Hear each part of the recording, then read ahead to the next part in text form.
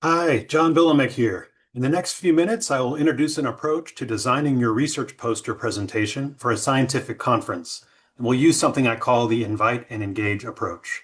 This approach draws heavily from the work of a creator named Mike Morrison and his concept that he calls the better poster. I recommend you take a look at his video below introducing the concept. But before we get into the how, why don't we start with the why? What are we trying to accomplish when we're giving a poster presentation? Now, you can think about your own answer, but the majority of posters that I see at conferences clearly look to be designed to convey the details of a project, to cover all the bases, to stand completely on its own. Like, look at this poster, for example. The content is very solid, but the design you can see is focused on details first. The poster doesn't really need a presenter standing by it. You could just walk up to it and read it even if the presenter wasn't there. And if you wanted to know what the poster is about, you actually would have to get pretty close to it, maybe 1 to 3 feet away. And that can be kind of awkward if you're just mildly curious about the poster and don't really know if you want to talk to the presenter yet. So this poster is is set up as a destination, but it's not much of an invitation for engagement. Now, this is a photo from a busy student research conference. There's swarms of people walking around amidst a sea of posters that all look pretty similar to each other. Now, I'm sure there's a bunch of posters out there that I would be interested to learn more about, but do I really want to walk up to each one to get close enough to see what it's about? This is why it's so important that we design our posters to be an invitation to engagement first. In the past few years, I've tried to put this invite and engage principle at the forefront of my design process. So when I design a poster, I try to make engagement my top priority rather than trying to be comprehensive. We want the poster to actually kind of reach out and find people who are interested in your topic from a distance and invite those interested people to come in closer and engage with you. To do this, I try to convey the high-level, big-picture meaning of the poster in a way that can be seen by someone who's walking by from a distance. And then I add detail that I can review with an interested person when they actually come closer and engage. I love adding a QR code to a little landing page that has my contact info and key details of the poster to get engagement one step further. I'll show you an example in a minute. But putting this all together, we create a design that opens the door to personal storytelling. And the best design I've seen for this purpose is Mike Morrison's better poster concept.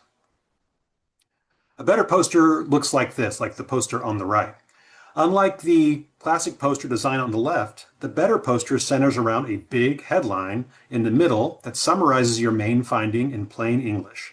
Look how wide they made the middle panel and how little they display other than the headline itself. The poster looks more like a billboard than a presentation. On the left and the right columns of the better poster, you see a lot more details in smaller fonts. These are great to review with people who come up close to discuss the poster with you. And they can even serve as your presenter notes of a sort. Or even when you're not standing by your poster, an interested person could read through the details themselves. And lastly, we see a QR code for a landing page, which includes even more detail about your poster. It can allow people to download the poster for themselves and can even offer contact information for people who might want to connect with you outside of the conference. Here's an example of a pretty good landing page. First, you see a title on the top, a listing of authors. Adding photos and contact information is a nice touch.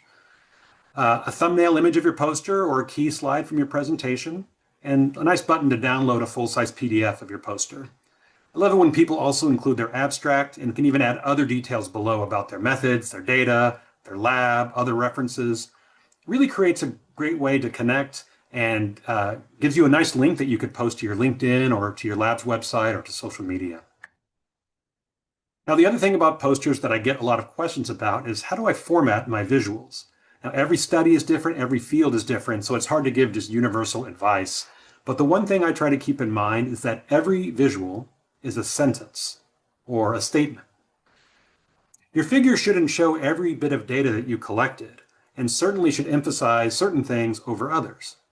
And you do this so the audience can look at it and go, oh, I see, symptoms were worse in group A versus in group B. Or, wow, the prevalence of that condition really started rising faster after 2022. See if you can boil down the message of your figure to just a single sentence, and then cut away as much from the figure as you can that doesn't convey the central message of that sentence. This blog called Policy Viz offers some very nice specific principles to keep your figures clean and clear in order to convey that sentence that you want it to say. So definitely check them out for inspiration. But the most important takeaway is to show enough detail, but only just enough detail. Use labels, colors, spacing, and other things to set off the most important things that you want them to notice, and omit anything that you feel like isn't essential. You can add annotation either within the figure or in a caption to walk the viewer through that sentence you're trying to convey. You can integrate your text right into the graphs. Just keep it clean. Less is more. Now for all these things, for figures, for the landing page, even the whole better poster format, definitely talk to your PI or other people that are more experienced in your area to see what aspects of the suggestions I shared will work for your poster. This format isn't right for every field, but when the flexibility allows, I think you'll find it very helpful in your experience at conferences. So just look at this poster. It doesn't exactly match the better poster format. For example, the headline could be bigger, there could be less content in the middle panel. But this poster with the big headline, the illustration on the bottom, the bar chart at the top that shows a big difference between groups, that really seemed to bring people in.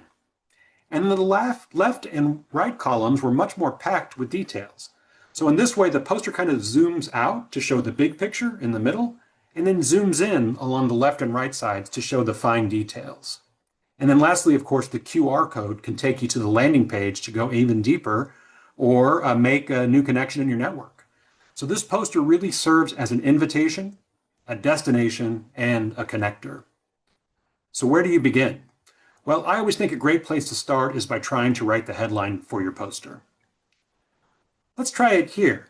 So here's a little activity that you can do alone, or even better, can try with a small group of other student researchers. So go to these slides and spend the first 7 minutes doing some individual timed writing to draft 3 to 4 brief headlines, brief drafts of headlines that convey the take-home message for your poster. Usually just 8 to 12 words is fine, but try to say it in 3 or 4 different ways. Create different versions that you can compare and see what you like and what you don't. Picture the people walking by at a conference. What could you write that could help make a mildly interested person interested to see what your product is about from a distance? Or to decide if they want to learn more? Or how could you help a moderately interested person think to walk up to talk with you? I always say for things like this, first pitch, worst pitch. Just get some ideas down. 3 or 4 should be enough. And then you can sculpt and refine them until they're awesome. And after you finish writing, either on your own or in a group, spend some time reading the headlines that you wrote and maybe what other people wrote. Sometimes it helps to display them in a place where you can see and hear the headline, like sharing a screen or putting them on something that everyone can look at. You discuss, refine, and choose the one that stands out, and then you'll have your headline. And with that important first step done, you'll be well on your way to creating a poster that will invite and engage an audience at a conference.